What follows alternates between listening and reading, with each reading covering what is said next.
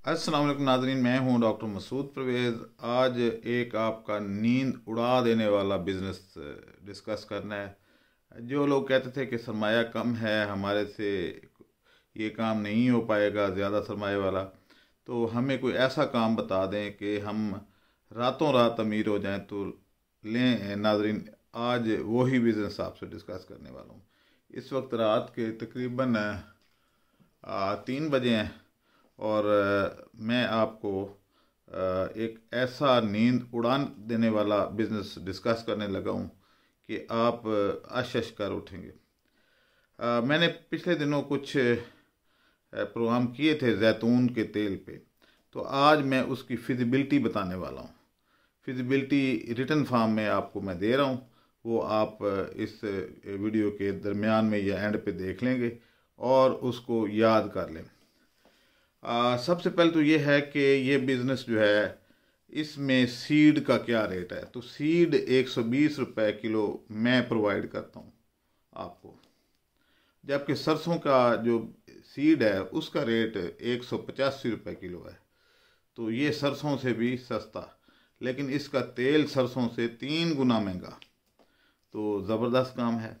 अच्छा, अब आते हैं जी, हम इसकी फिजिबिलिटी पे थोड़ी सी डिस्कस करते हैं कि ये मशीन जो हम दे रहे हैं इसकी कीमत 2 लाख रुपए है और ये रेडी टू वर्क है। यानी आप पहले लेते हैं लोगों से मशीन, तो वो मोटर नहीं होती, किसी के साथ बेल्ट नहीं होती, किसी का तो कुछ नहीं। तो इसमें सारी चीज़ें इंस्टॉल्ड है और ये हमारी लोकल मेड है, पाकिस्तान मेड है, मेड इन पाकिस्तान।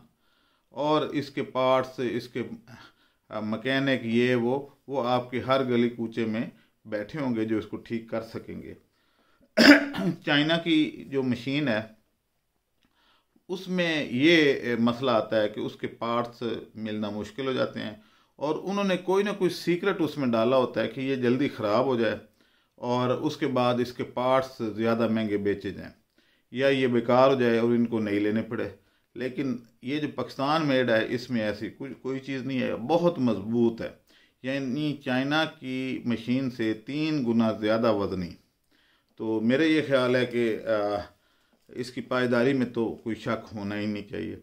इसके साथ 2 हॉर्स पावर की सिंगल फेज़ मोटर मैंने लगाई है और उससे इसकी जो एक्सपेलिंग है कैपेसिटी, वो अप टू द मार्क हो गई है। अब ये जो जैतून का तेल है, सॉरी बीज, ये 40 किलो 1 घंटे में क्रश करने की कैपेसिटी रखती है, यानी 1 मन।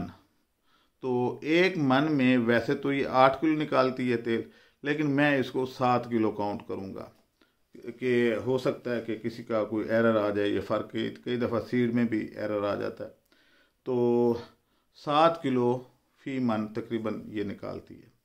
अब ये है कि 8 घंटे अगर चले तो आपका तकरीबन 36,000 रुपये का ये बीज का ख़र्चा है। 2,000 रुपये की बिजली का डेली खर्चा है 8 घंटे अगर ये मोटर चलती है, और 1,000 रुपये लेबर मैंने डाली है, तो 3,000 वो और 36,000 बनता है। लेकिन मैंने फिर भी इसको 41,000 रुपया काउंट किया है। आप फिजिबिलिटी में देख लेंगे, फिगर आप देख लेंगे।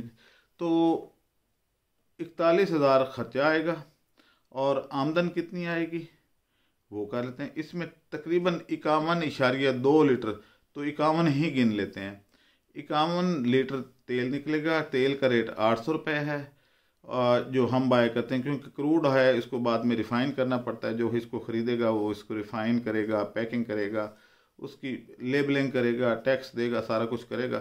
तो ये 800 रुपये तकरीबन तेल बिकता है इस वक्त क्रूड फार्म में। तो 800 रुपये तेल जो है 51 से अगर आप ज़रब देंगे तो आपको ये सामने नज़र आ रहा है कि ये तकरीबन 51-52 हज़ार का तो तेल ही निकल आया। सॉरी, 40,000 का तकरीबन। तो अब ये 40,000 का अगर तेल निकल आता है तो खल कहाँ गई? तो 84% तो खल होती है उसमें, और खल का रेट 50 रुपये किलो है।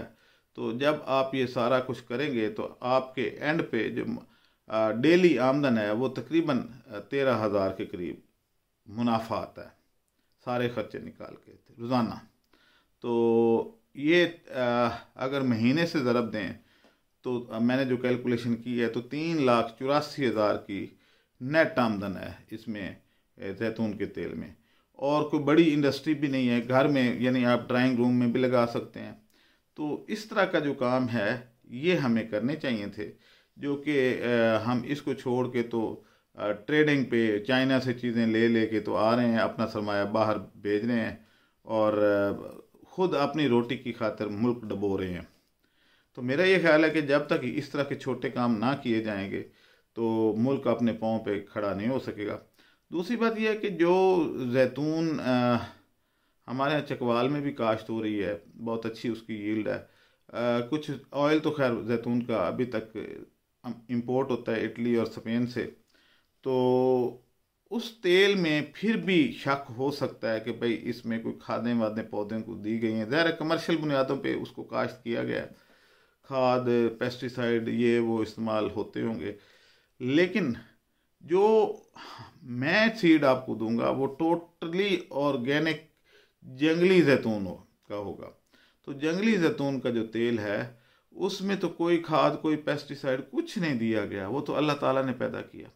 तो उससे ज़्यादा ऑर्गेनिक हो नहीं सकता। यानी अगर कोई कहे कि 100% गारंटी दें तो मैं इसकी दे सकता हूँ कि ये 100% ऑर्गेनिक ऑयल है। तो हमारे यहाँ तो जो भी 40 से ऊपर जाता है उसको डॉक्टर जैतून का तेल रिकमेंड करते हैं कि ऑलिव ऑयल में खाया करो। तो उसकी वजह यही है कि कोलेस्ट्रोल और बाकी हार्ट प्रॉब्लम वगैरह, ये आपको पता ही है कि जैतून का तेल सबसे बेस्ट है कि इसमें लो कोलेस्ट्रोल होता है और इसमें शफा है। तो अब वजह क्या है कि हम इसको ले नहीं पाते, क्योंकि हमारी जो इकोनॉमिकल पोजीशन है, मुआशी हालत है, उसमें हम गंदा तेल को फिर भी खा लेते हैं क्योंकि अफोर्ड नहीं करते महंगा तेल, और अपनी जान पे खेल के भी हम गंदा मंदा तेल खा रहे होते हैं क्योंकि हमारे पास पैसे ही नहीं होते। हम एक गरीब कौम से तल्लक रखते हैं।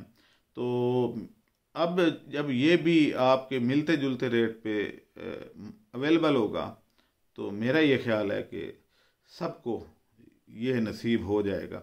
मसलन 800 रुपये में अगर आप खा रहे हैं तो जो दूसरा तेल है 450-500 रुपये गंदा मंदा तेल वो आपको मिलता है, जिसमें दुनिया जहान के केमिकल्स डले होते हैं और पामोलिन शामिल होती है और सनफ्लावर का और दूसरे जो ऑयल हैं वो जैतून का मुकाबला तो नहीं कर सकते। तो अब ये है कि जी अगर रिफ़ाइन होकर ये महंगा हो जाएगा तो आप रिफ़ाइन ना करें। क्या सरसों का तेल कोल्हू से लेके लोग नहीं खाते कि ऑर्गेनिक है? खाते हैं ना। तो इसको अगर वैसे खा लीजिए तो क्या हर्ज है? जैतून कड़वी तो नहीं होती, मीठी होती है। और दूसरी बात यह कि इसमें कोई डेट्रीमेंटल इफ़ेक्ट नहीं होता, यानी कोई टॉक्सिन या टॉक्सिक इफ़ेक्ट नहीं है। तो वाई नॉट कि इसको रिफ़ाइन करने की बजाय वैसे ही खा लिया जाए। कलर तो इसका बहुत ज़बरदस्त है। अगर कोई उसमें फ़र्क करें, हम कहते हैं जी कि ज़रात हैं छोटे मोटे, तो क्या या मैल उसकी है तो वो क्या कहीं और से आई है? जैतून की अपने ही कोई पार्टिकल होंगे ना छोटे मोटे, अगर वो चले भी जाते हैं तो क्या हर्ज है? मैं अफ्रीका में काफ़ी अर्सा रहा हूँ, तकरीबन कोई 16-17 मुल्कों में मैंने विज़िट किया हुआ है, वहाँ ड्यूटी की हुई है। तो वहाँ पे तो लोग रिफाइंड नहीं खाते, वहाँ पे तो क्रूड ही खाते हैं सारे। तो क्या वो हमारे से ज़्यादा हेल्दी नहीं है? उनके कद हमारे से ज़्यादा नहीं है? क्या उनको कोई प्रॉब्लम है? वजह भी यही है कि उनके कद और उनकी जो बॉडी स्ट्रॉन्ग है वो ऑर्गेनिक चीज़ें खाते हैं। एक वजह तो यही है। बाकी जेनेटिक्स का भी अब रोल हो सकता है उसमें, ऐसी कोई बात नहीं है कि 100% मेरे ही बात पे आप, लेकिन मेरी जहन में जो बात आई, क्योंकि दूध तो वो नहीं पीते, यानी दूध पीने का उनमें रिवाज ही नहीं है। मैं जिन मुल्कों में रहा हूँ तो वहाँ डेयरी फार्म ही कोई नहीं होता। पूरे मुल्क में कोई 2-4 डेयरी फार्म थे। और दूध जैसे तंजानिया में दूध साउथ अफ्रीका से इंपोर्ट होता है, और दूध की कीमत जो है अगर पाकिस्तानी रुपयों में की जाए तो 1000 रुपये लीटर है। तो इस तरीके से आप जो है वो जो ऑर्गेनिक चीज़ जब खाएंगे तो आपके बच्चे मेंटली भी और फिज़िकली भी हेल्दी रहेंगे। तो एक बहुत अच्छा बिजनेस भी है। और दूसरी बात यह है कि इसकी जो खल है उसमें 8% तेल रह जाता है, यानी सीड में तो 24.6% तेल है, यानी तकरीबन 25%। लेकिन जब हम इसको क्रश करते हैं यानी एक्सपेलर में डालते हैं तो जो आउटकम आता है वो 16% आता है, 16-16.5%। तो बाकी तेल कहाँ जाता है? वो खल के अंदर रह जाता है। तो वो खल भी जो जानवरों के इस्तेमाल के लिए बहुत ज़बरदस्त चीज़ है। आप इसको इस्तेमाल करके देखें, दूध ना बढ़े तो फिर आप बात कीजिएगा। ना सिर्फ दूध बल्कि दूध गाढ़ा भी होगा, जिसमें 8 से 9% ऑयल जा रहा होगा तो दूध गाढ़ा नहीं होगा, और फिर इसका कोई साइड इफ़ेक्ट भी नहीं होगा। तो एक तीर से दो शिकार होंगे, आपकी सेहत बेहतर, जानवर की भी बेहतर, दूध की प्रोडक्शन बेहतर, दूध की क्वालिटी बेहतर हो जाएगी। और एक और इंग्रेडिएंट हमारी जो पोल्ट्री और लाइव स्टॉक इंडस्ट्री